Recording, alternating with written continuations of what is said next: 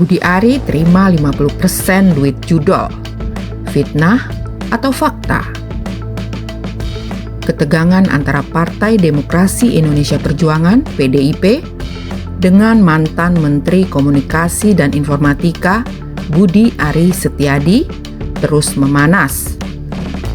Perseteruan bermula dari pernyataan Budi Ari yang merasa dikambing hitamkan dalam pusaran kasus judi online.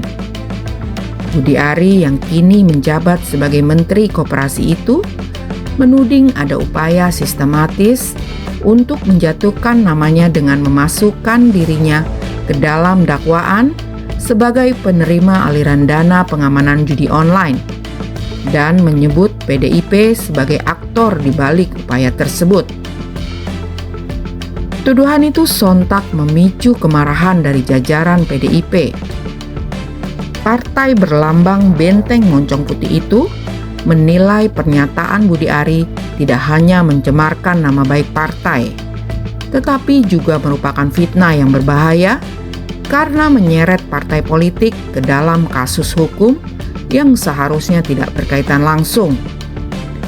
Menurut PDIP, tuduhan bahwa mereka adalah otak framing informasi tentang aliran 50% dana judi online ke kantong Budi Ari sama sekali tidak berdasar. Mereka menegaskan bahwa informasi itu justru berasal dari dokumen resmi kejaksaan, bukan dari narasi internal partai. Bagi PDIP, menuduh partai sebagai penyebar atau perancang dakwaan sama saja dengan meragukan integritas lembaga penegak hukum. Tak berhenti di situ, PDIP mengaku telah mengantongi sejumlah bukti dan saksi, termasuk seorang wartawan yang disebut-sebut sempat dihubungi, bahkan ditekan oleh Budi Ari. Wartawan ini merupakan sumber dari rekaman pembicaraan yang kini tersebar di publik dan menjadi salah satu bahan bakar polemik. Menurut PDIP, sang wartawan siap memberikan kesaksian untuk menguatkan laporan hukum yang sedang disiapkan. Polemik ini sendiri tidak bisa dilepaskan dari sorotan publik terhadap peran Kementerian Komunikasi dan Informatika dalam penanganan judi online. Budi Ari yang menjabat sebagai Menkominfo sekaligus Ketua Umum Projo, organisasi relawan pendukung Presiden Jokowi, sering mendapat kritik tajam karena dinilai belum menunjukkan langkah nyata dalam pemberantasan judi daring. Puncaknya terjadi saat dalam sebuah persidangan kasus judi online, nama Budi Ari disebut menerima bagian 50% dari dana pengamanan. Meski ia membantah keras dan menyebut dakwaan itu sebagai bentuk rekayasa, sorotan publik tak kunjung surut. Ia pun menuding ada kekuatan politik tertentu yang sengaja menyudutkannya dan menyebut PDIP sebagai pihak yang juga menjadi motor di balik skenario tersebut. Namun, PDIP menolak keras semua tudingan tersebut. Bagi mereka, keterlibatan nama Budi Ari dalam dakwaan adalah murni hasil proses hukum oleh aparat penegak hukum dan sama sekali tidak terkait dengan partai. Bahkan, PDIP balik menilai bahwa tudingan Budi Ari adalah bentuk pengalihan isu dan ketidakmampuan dalam menghadapi konsekuensi dari proses hukum.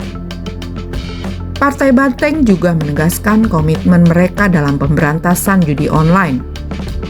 Menurut mereka, praktik perjudian digital bukan hanya ilegal, tetapi juga telah terbukti menyengsarakan rakyat kecil dan menjadi bagian dari jaringan kriminal yang kompleks. PDIP kini menyiapkan langkah hukum terhadap Budi Ari.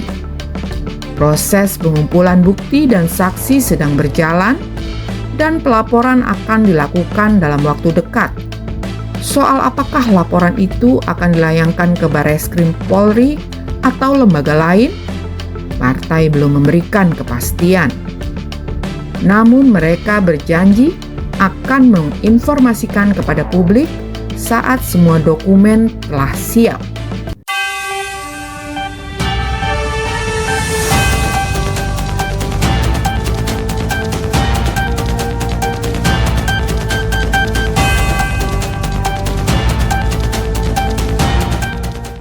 Republik dalam Perjudian oleh Miftah H. Yusupati. Di ujung malam yang senyap, notifikasi menang jackpot berkedip di layar ponsel remaja belasan tahun di pinggiran Bekasi. Hanya bermodal pulsa dan tautan grup WhatsApp, ia masuk ke dunia yang dulu hanya bisa diakses lewat pintu belakang kasino ilegal, judi online.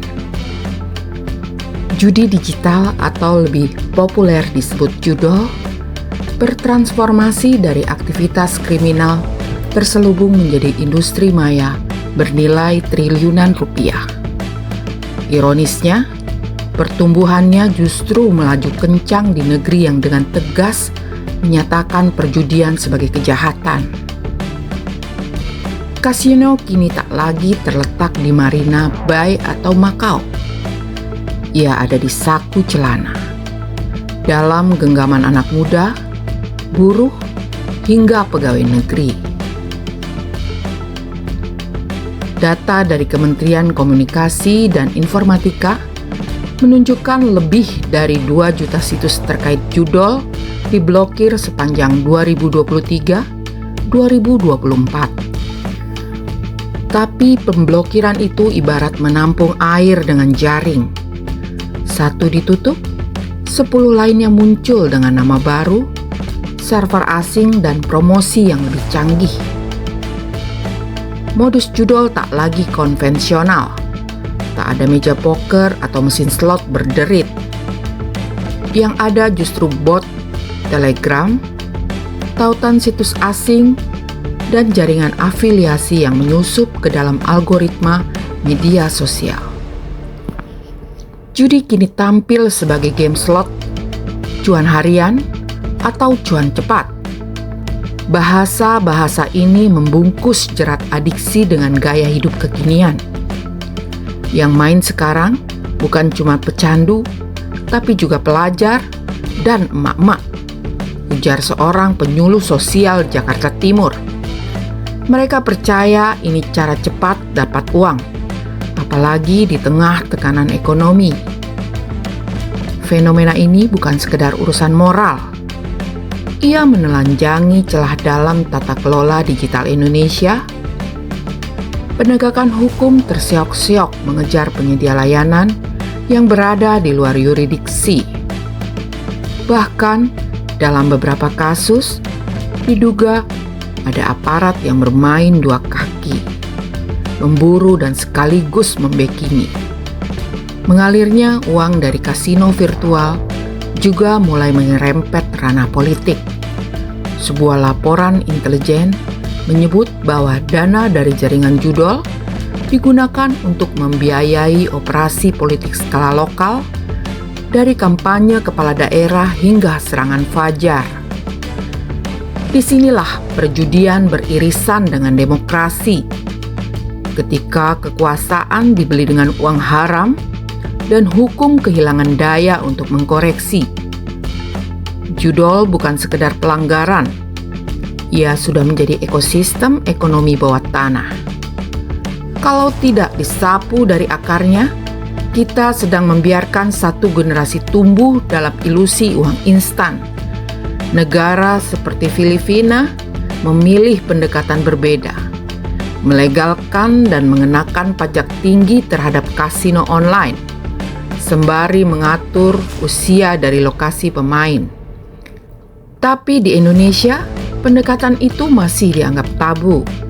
RUU tentang perjudian daring tak kunjung muncul di DPR, meskipun sorotan publik kian panas. Tanpa kerangka hukum yang jelas, pemerintah hanya bermain kucing-kucingan digital.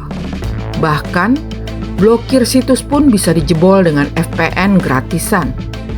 Dalam kondisi ini, warga seolah dibiarkan berperang sendirian melawan candu berjubah cuan. Menyelesaikan masalah judol bukan semata soal teknologi. Ia adalah soal ketimpangan ekonomi, budaya instan, dan lemahnya sistem edukasi finansial. Selama itu tidak dibenahi, kasino virtual akan terus berputar. Bukan hanya di luar sana, tapi di ruang keluarga kita sendiri.